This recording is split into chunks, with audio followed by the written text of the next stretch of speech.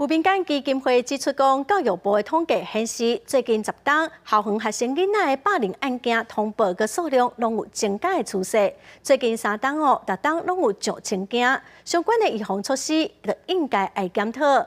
有专家嘛呼吁讲，针对霸凌的事件，应该就爱主动调查。新冠已经退烧3年，有学校改做线顶学习。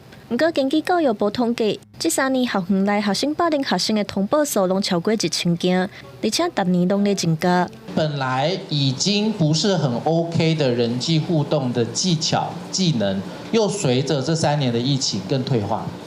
国政基金会教文体育组调集人，但学生表示，通报数为1022件，增加到1601件。不过，确认是按的比例所干那10%，一定有误数。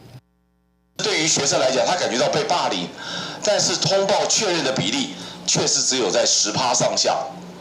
我觉得对学生来讲，这个心理上面的阴影是我们不得不重视的事情。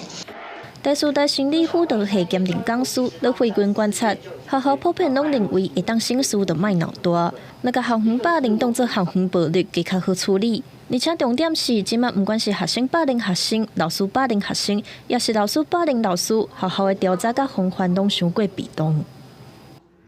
为什么没有办法由一个主管机关有一个公权力采取主动式的调查？